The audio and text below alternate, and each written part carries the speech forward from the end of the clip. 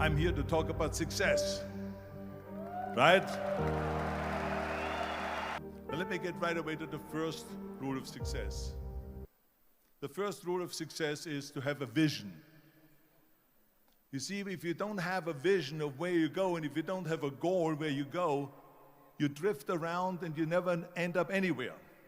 It's like you can have the best ship in the world, you can have the best airplane in the world. If the pilot or the captain doesn't know where to go, it would just drift around. It would not end up anywhere, or most likely in the wrong place.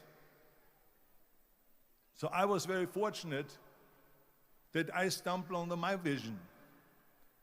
I mean, as you know, I was born in 1947 in Austria after the Second World War. And I didn't really like Austria when I grew up. I couldn't wait to get out of there. I couldn't see myself becoming a farmer or a worker in a factory or anything like that, even though my parents wanted me to stay there and have a normal life. My father wanted me to become a police officer like he was. My mother wanted me just to stay there and marry a girl with the name of Heidi, hopefully, and have a bunch of kids and run around like the Van Trapp family in The Sound of Music. But that was their vision, not mine. My vision was totally different. I felt that I was born for something special, for something unique, for something big. So I was searching. Then one day I went to school. I remember I was 11 years old, and they showed a documentary about America. And there they showed in this documentary the huge skyscrapers, the high-rises, the huge bridges, the 6-lane freeways, the huge cars with the wings sticking out, and all of this stuff. And I said to myself, that's where I want to be. I don't want to be around here with these little farmhouses and these little buildings, and everything is old. I want to be in America. But now the question was just, how do you get to America? In those days, it was a very expensive trip. It's not like today. So again, I was very fortunate that one day after school, I walked by a store in Graz, which was called Brühl. And it was the only store that really sold kind of American stuff. So one day, they had jeans there, American jeans. And then they had the bull walker. And then they had an expander and some barbells and some dumbbells and an exercise bench in the window. So I went inside and I looked around and I looked at this stuff, and then I saw a magazine. I saw a bodybuilding magazine that had Reg Park on the cover. Reg Park was then a 3-time Mr. Universe. And I saw him on the big screen as Hercules. And on the cover it said, how Reg Park, Mr. Universe, became the Hercules star. That's what the cover story was all about. So I looked at the cover and I said to myself, I got to get this magazine.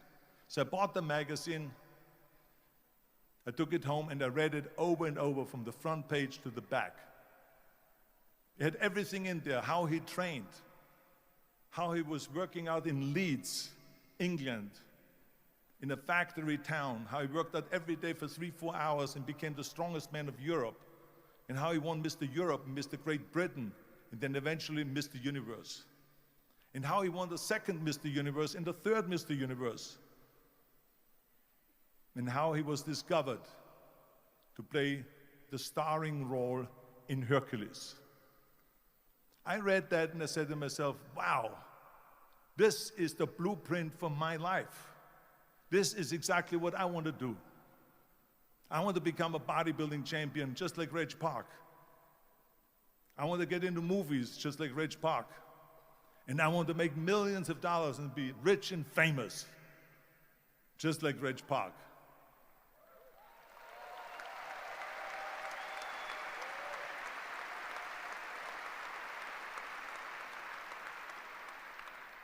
Do you know how great it felt that I knew where I was going? Imagine the majority of people don't know where they're going.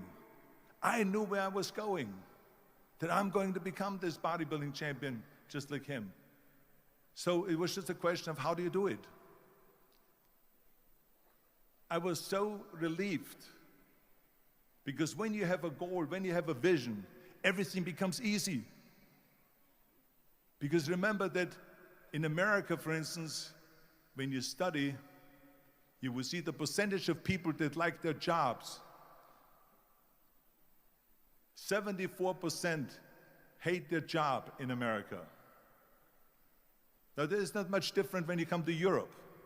The majority of people don't like what they're doing because they're really not doing it because they didn't have a goal and they followed this goal. They just aimlessly drift around, and then all of a sudden there's a job opening, so they get that job because you have to work. But then when you work, it's a chore. It's work. It's not fun. So if you think about only a quarter of the people really enjoy what they're doing in life, that is unbelievable if you think about it. So I felt so blessed that I knew what I was doing. It's like a medical student that studies and knows he wants to become a doctor. You know where to go. So I knew where to go. So people always ask me, when they saw me in the gym in the pumping iron days, they say, why is it that you're working out so hard? 5 hours a day, 6 hours a day, and you have always a smile on your face. The others are working out just as hard as you do, and they look sour in the face. Why is that?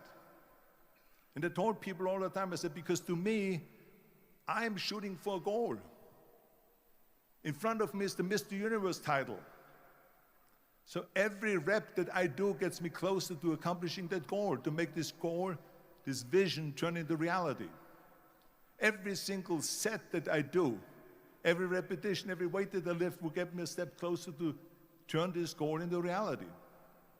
So I couldn't wait to do another 500-pound squat. I couldn't wait to do another 500-pound bench press. I couldn't wait to do another 2,000 reps of sit-ups. I couldn't wait for the next exercise, for the next half hour of posing and all the kind of things that you have to do to be a champion.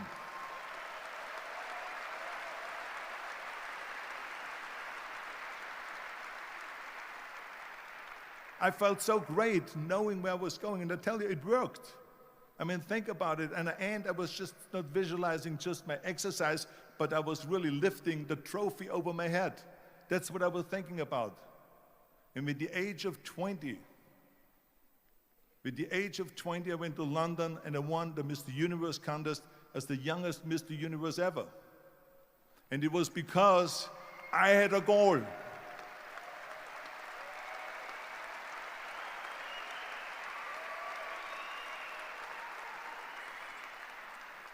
And this is no different than anything else, what I'm talking about. This is not just about bodybuilding. It was the same in acting. I remember when I was doing Conan the Barbarian. I was crawling on the rocks with a sword in my arm, crawling on all four. And of course, being that it's Conan, I didn't have clothes on or anything like that, right? So I was kind of, my knees were bare, my elbows were bare and everything else, and I'm crawling on the rocks. So after 10 takes, my elbows were bleeding and my knees were bleeding. And the director came to me and he said, Arnold, I'm so sorry that you have to go through this, but we need one more take, a close-up of you crawling with the sword towards the camera. Can you handle one more take? And I said to him, I don't know what you're talking about. He says, I'm totally fine. He says, but you're bleeding. I said, because I don't feel it, because I can visualize what the scene will look like in a film. And I'm so excited about this scene.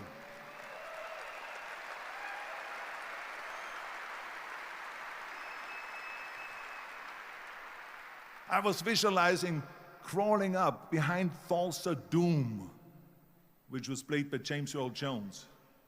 Crawling up behind Thulsa Doom with the sword slowly, and then rising up behind him and whack, cutting his head off.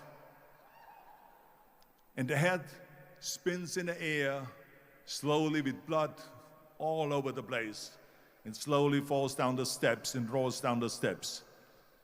And his body slowly falls sideways. That was what I was visualizing, and that was very important because he, in the movie, killed my parents, killed Conan's parents. And that was revenge. And he always said that flesh is stronger than steel. And I wanted to prove to him that no, steel is stronger than flesh. And so I had this in my mind.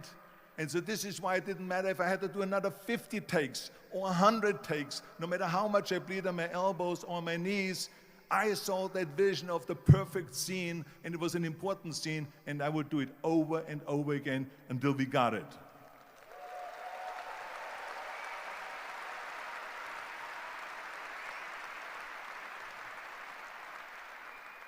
And the same thing is also in politics. I remember that in politics, I had a very clear vision that I will be the leader of California. That's as far as I could go because I was not born in America, so I could not run for president. So being the governor of the fifth largest state, I should say the largest state, the fifth largest economy in the world, was for me really the ultimate title, the ultimate accomplishment in politics.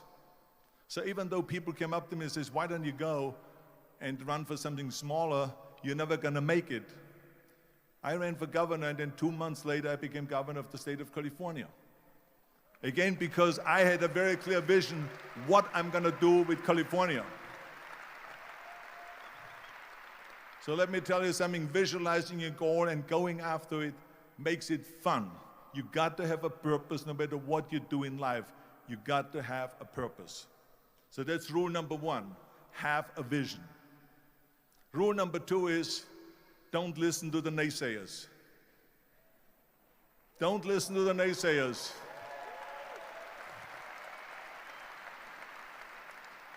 Everything I ever did, the thing that I heard out of people's mouth was, that's impossible. That can't be done. Or no. I remember when I wanted to be a bodybuilding champion, including my parents and everyone else around me, said, this is impossible. Why don't you become a ski champion? That's what they do in Austria. Or a bicycle champion, or do some track and field. You can't be a bodybuilding champion. That is exactly what I heard, and of course I proved to the people that it can't be done. So whenever someone said to me, it can't be done, I heard it can be done. When they said no, I heard yes. And when they said it's impossible, I heard it is possible. Because I am a strong believer.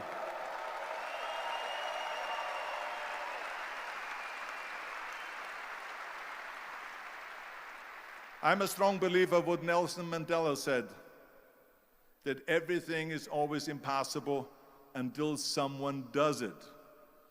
Well, I'm going to be the one, I said to myself, I'm going to do it and I'm going to show it to them. Maybe it has never been done before. That's perfectly fine with me. But I'm going to do it. And I did not listen to the naysayers.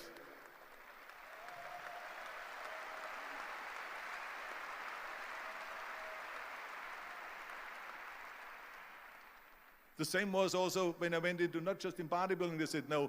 When I wanted to come to America, when I wanted to go to America, they said it's impossible. There's no money that you have to fly even over there. You have no money when you go over there to live with. And what do you think, they're going to wait for you? They have plenty of big bodybuilders over there. It was all no, no, and it can't be done, it's impossible. And I remember then that the same thing happened also when I went into the show business.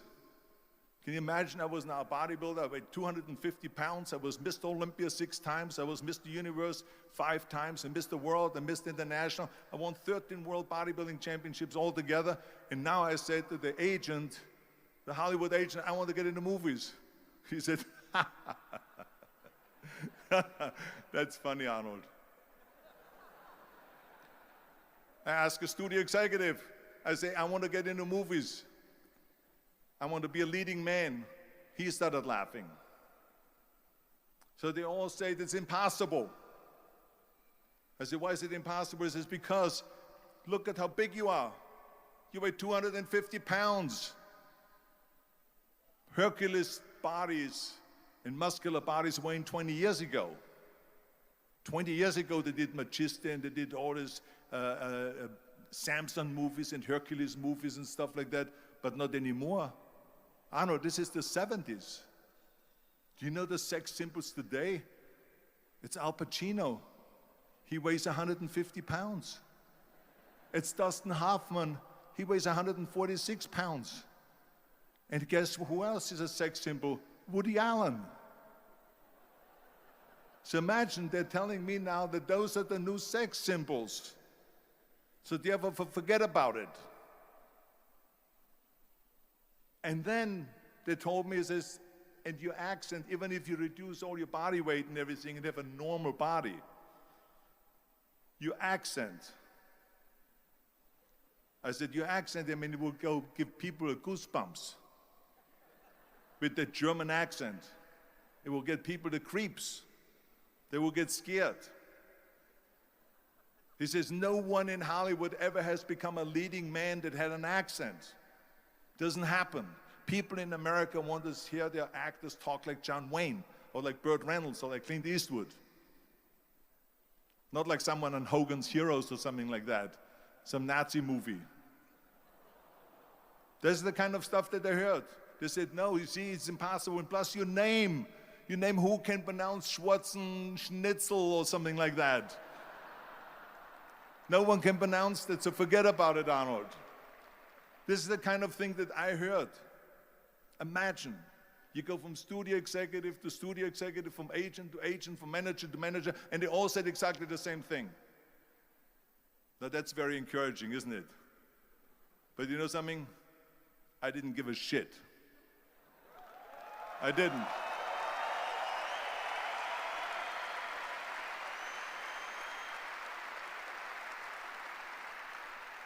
Because I believed that I can be a leading man.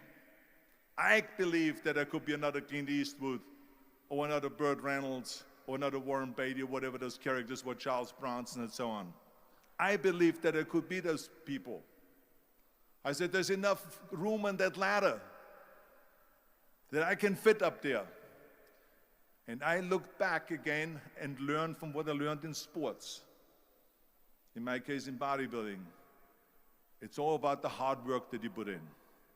I said to myself, in bodybuilding, I worked out 5-6 hours a day. I'm going to do the same thing now for acting. And of course, I went to college to study English. I studied voice,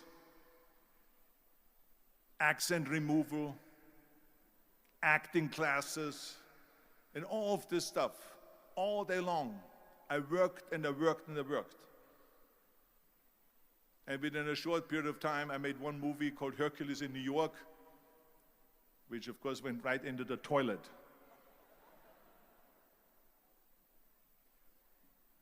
But it didn't discourage me. I still had the same vision. And then all of a sudden I did Streets of San Francisco. I did Stay Hungry and Pumping Iron and The Villain. And then all of a sudden I was asked by Dino De Laurentiis and by Universal Studio, the biggest studio, to star in Conan the Barbarian. And after I did Conan the Barbarian, the director at the press conference said to the press, the director was John Milius. He said to the press, if we wouldn't have had Arnold, we would have had to build one. So think about that.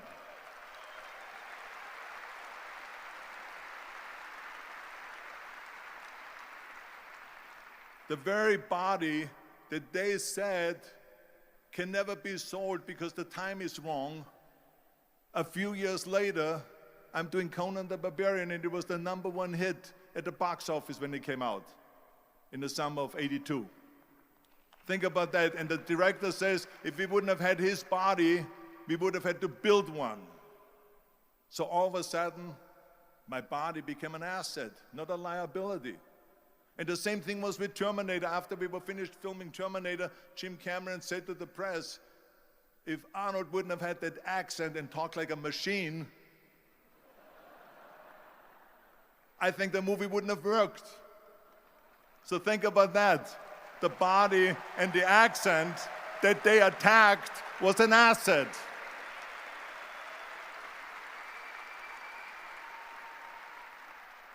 But I didn't listen to those losers. I didn't listen to them at all. Because that's exactly the way it was in politics again when everyone said no, no, no, and it can't be done, and then became governor of California. And this is with everything like that. This is just the reality of it, is that you cannot listen to the naysayers. So this is a very important lesson for all of you. So when someone says, no, this is a stupid idea, you in your mind, you don't have to say it, but in your mind just say to yourself, fuck you, you're an asshole. What do you know?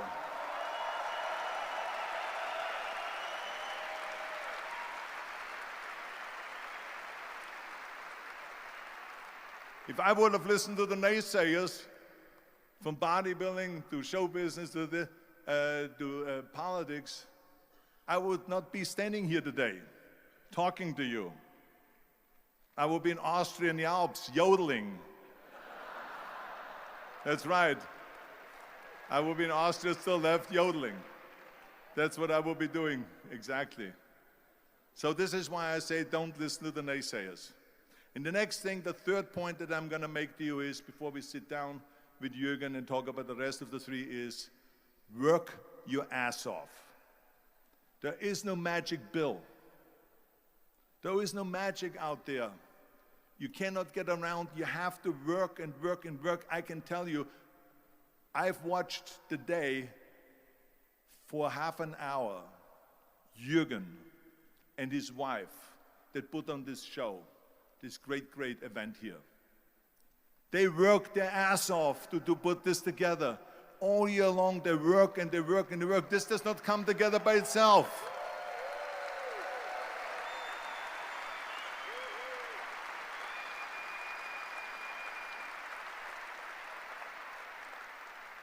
For half an hour, they were running around and making phone calls and doing this and that and talking to their aides and make sure this is happening, make sure there's the water out there.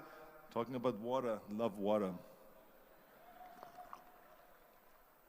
Make sure of this and make sure of that and all that stuff. So it's work. And it drives me crazy when people say they don't have enough time to go to the gym for 45 minutes a day and work out. Or to do something for 45 minutes to an hour a day to improve. If it is physically improve or if it is mentally to improve. Imagine you read 1 hour a day about history. How much you will learn after 365 hours in 1 year. Think about if you study about the history of musicians, of composers, how much you would know. Imagine if you would work on a business, on some business that you want to develop every day for an hour. Imagine how further along you will go and get.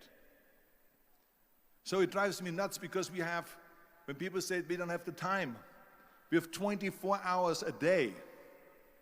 We sleep 6 hours a day, so that gives you still 18 hours. Now there's someone shaking their head out here in front. They say probably, I don't sleep 6 hours, I sleep 8 hours, right? Or just sleep faster.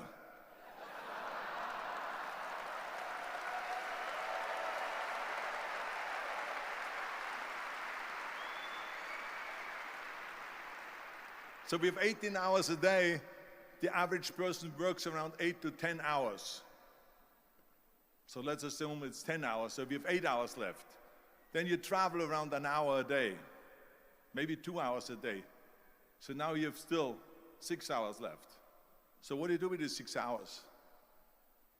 What do you do with these 6 hours? Then we eat a little bit, then we schmooze a little bit, talk a little bit to people and all that stuff. But you can see how much time there is available if you organize your day. So you got to work hard. I mean, let me tell you something. When I went to America, I went to college. I went and worked out 5 hours a day. And I was working on construction. Because in those days in bodybuilding, there was no money. I didn't have the money for food supplements or anything. So I had to go to work. So I worked on construction. I went to college. I worked out in the gym. And at night, from 8 o'clock at night to 12 midnight, I went to acting class 4 times a week. So I did all of that. There was not one single minute that I wasted. And this is why I'm standing here today.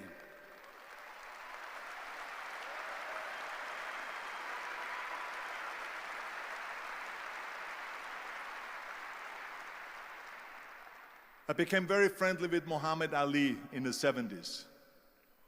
And Muhammad Ali worked his butt off. And I saw it firsthand. And I remember that there was a sports writer that was there in the gym when he was working out and he was doing sit-ups. And they asked him, how many sit-ups do you do? And he said, I don't start counting until it hurts. Now think about that. He doesn't start counting his sit-ups until he feels pain. That's when he starts counting. That is working hard. And so you can't get around the hard work. It doesn't matter who it is.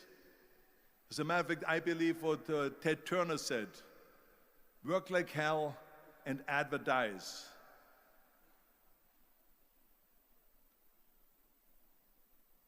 You get it? Work like hell, go to bed, and early to rise, work like hell and advertise.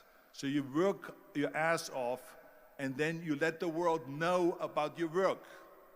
That's what it is all about. Let people know. If you have a company, if you have a movie, if you do a sports, work your ass off, but then advertise and let everyone know. I hate Plan B. And I tell you why. Because we have so many doubters, as I've said earlier, the no-sayers. We have so many of those people that say no, and you can't do it, it's impossible. That is okay, because we just turn off, as I said earlier, and we listen and we hear the no being a yes. You can't do it, you can do it, and all of that. So that is possible to do that amongst all the negative people around you. But when you start doubting yourself, that's very dangerous. Because now what you're basically saying is that if my plan doesn't work,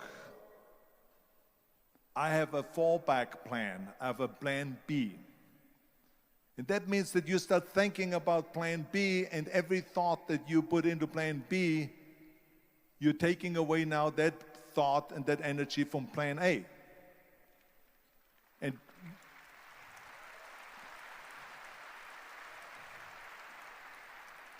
And it's very important to understand that we function better if there is no safety net, because plan B becomes a safety net. It says that if I fail, then I fall and I get picked up and I have something else there that will protect me. And that's not good, because people perform better when there's no safety net. People perform better in sports and everything else if you don't have a plan B. I'm telling you, I've never ever had a plan B. I made a full commitment that I'm gonna go and be a bodybuilding champion. I made a full commitment that I'm gonna be in America. I made a full commitment that I'm gonna get into show business and I'm going to be a leading man. No matter what it takes, I will do the work. I will do the work over and over and over until I get it. And the same was in politics and everything like that. So to me, it is very dangerous to have a plan B, because you're cutting yourself off from the chance of really succeeding. And the reason, one of the main reasons why people want to have a plan B is because they are worried about failing. What is if I fail, then I don't have anything else? Well, let me tell you something. Don't be afraid of failing, because there's nothing wrong with failing. You have to fail in order to climb that ladder. There's no one that doesn't fail.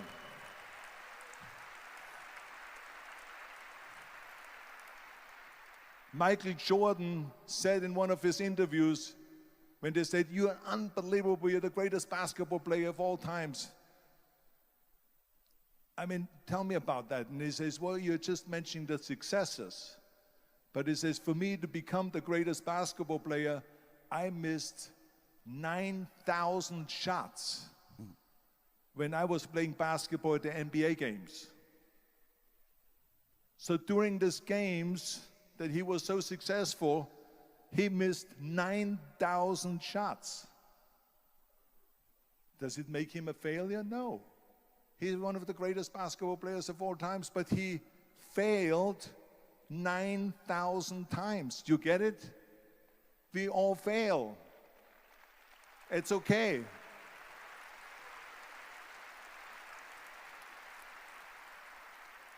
What is not okay is that when you fail, you stay down.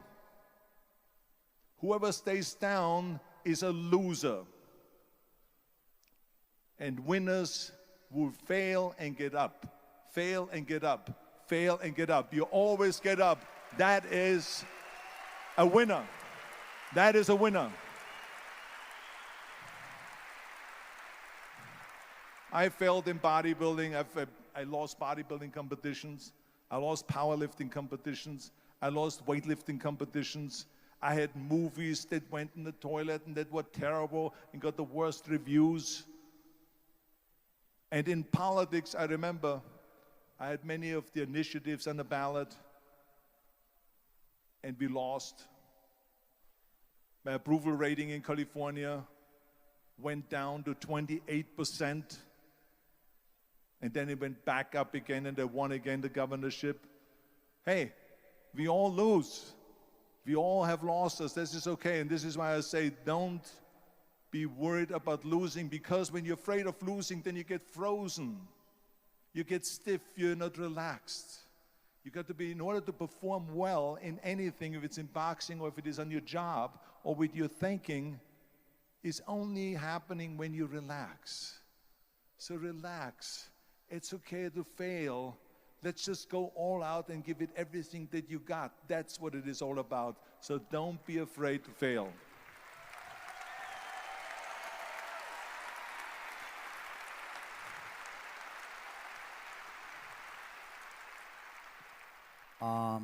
My wife Kirsten and I, we have a foundation and build up schools in Africa for poor children. So because I think it's very important when you are successful to give back to the society, give back to the world. What is your opinion to this? I absolutely agree, and I think this is one of my 6 rules to success. You can only feel complete as a person if you think about what can you do for your fellow member around you that maybe needs help. I felt like that everyone has a different motivation why you get into that. I was an immigrant going to America, and I saw how America was the most generous country in the world. I mean, they opened up their arms to me, they helped me, they invited me for Thanksgiving dinner, the people. They brought me, the bodybuilders in the gym brought me plates to my apartment because I had no plates, I had no silverware, I had no bedware, I had no pillows, I had no blanket, I had no TV, I had no radio, I had nothing. They brought it to my apartment. They helped me. And I saw that firsthand, this generosity in America. And I said to myself, as an immigrant that is being embraced with open arms, that I need to go and make sure that I give something back. Because I started thinking about how did America become such a great country? How did America become such a generous country? Well, I look back in history and I realized that people have fought for America, and people have died for America, and people have suffered for America. And so it's my job now to contribute to keep it as being the #1 country in the world. And this is when I started feeling obligated, and I said to myself, so what can I do? I'm a bodybuilder, what can I do? Well, then I realized when I saw Special Olympics that I can help and train Special Olympians. And so we started getting involved in Special Olympics, and in no time, I proposed to them to start powerlifting in Special Olympics, to have deadlift, which was a safe thing to do, and to have bench press, which was a safe thing to do. And it became the #1 sports in Special Olympics, powerlifting. They always have a packed hall of 5,000 people. And I became the national trainer and the international trainer of Special Olympics.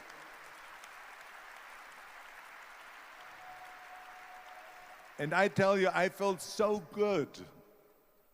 I felt better than winning a bodybuilding competition, going to one of their competitions and seeing 100 of those athletes from all over the world competing in powerlifting and being happy and being included and being felt that they're equal to all of us. It was the most unbelievable feeling, and this is why I got so excited about it that then after that, I started, going around to military bases in America and training our military personnel. Because in those days, bodybuilding and weight training wasn't popular. Now it is. Now when you go to Iraq, to Baghdad or somewhere like that, and you see the American soldiers train, they have the biggest facilities. It's like this dome here. This is how big the training facilities are now. So it all changed. But in those days, it wasn't popular at all. So I went from military base to train the soldiers and the sailors and the airmen and all of them. And it made me feel good again. And then after, when I met President Bush, then Vice President Bush, and we traveled around to campaign, he asked me what I want to do, and I said, I would like to be a fitness leader in America. I would like to be the chairman of the President's Council on Physical Fitness and Sports. And then when he became president, he appointed me to that. And so now I really was able to travel through all 50 states and promote health and fitness. And the more I got into that, the more I realized how good it feels to give something back. And that's when my idea came about after-school programs, because after school, when I traveled to all the schools to train students, I saw there was a huge gathering of students after the school was over outside the school. And I asked the school principal, what are all the students doing? And he said to me, Arnold, you have to understand that 70% that the kids in our schools, they come from parents where 70% of the parents are both working. So therefore, there's no one there picking them up. So that's got me the idea to start after-school programs, to keep those kids in school while the parents are working and to offer them homework assistance, tutoring, and sports and fitness programs and arts programs, music and painting and so on. And it became a huge success.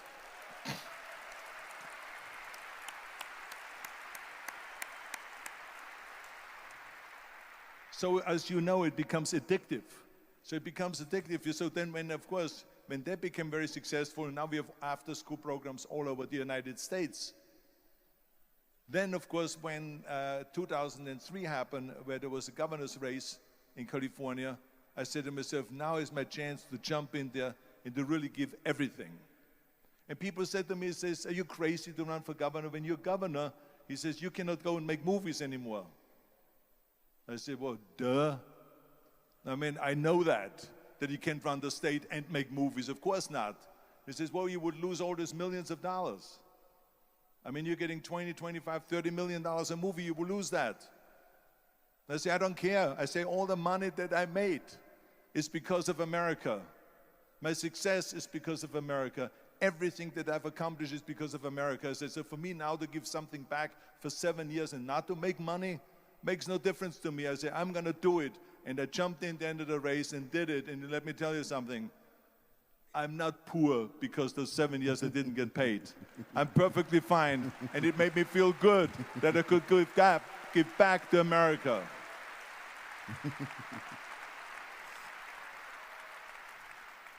Arnold, I have told the people here today that my opinion is it is very important to learn lifetime. Don't stop in learning, go on, go forward. And what do you think about learning? What do you think about to have a coach? Is it important to have a coach? Is it important to have someone who can tell you what you are doing, who can help you? What is your opinion to this? Well, I think that every day we are benefiting from someone helping us. That's why I said earlier, there's no such thing as a self-made man. I mean, when you think about it, you're born and you need your parents to raise you. You need your teachers to teach you. You need your coaches to do sports. And so when I think about back of the people that helped me, as a matter of fact, one person, where's my friend here, Albert Busek? Is he sitting here somewhere? Where is he sitting? Albert Busek, come on out here for a second. Come on out here for a second.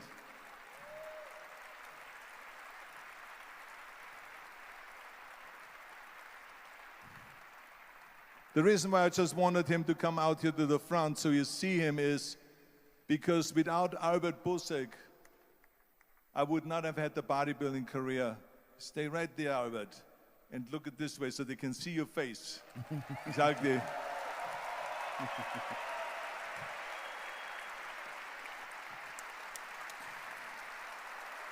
Albert Busek was the one, for instance, just to give you an example, out of the thousands and thousands of people that helped me, Albert Busek was one of them that helped me to translate into English so I could fill out my entry form for the Mr. Universe contest.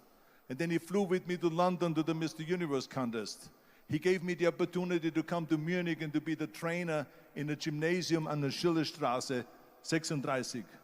It was a fantastic gymnasium. He was an extraordinary friend that took thousands and thousands of pictures since then and helped me in every one of the competitions and everything, was a huge supporter. But this is the kind of people that you need. We need help. We need help.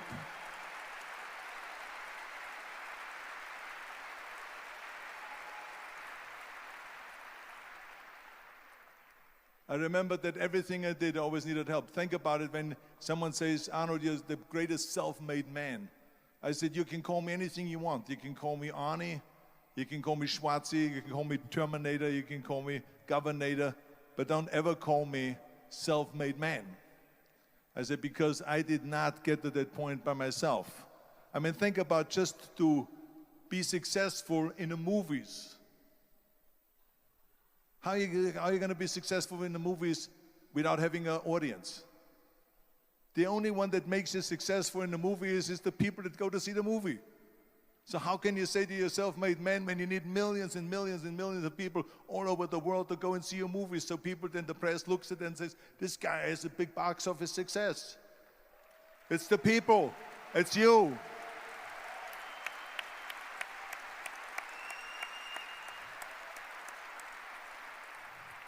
Imagine if Jürgen and I both think that we're self-made people and this hall right now is empty. No one here. Do you think this will be a successful conference? No. Who makes it successful is not him and me. We are just one little molecule that is added to the equation. But you are the ones that make this conference a successful conference. So thank you, all of you, for being here today. You are the ones that is making it big.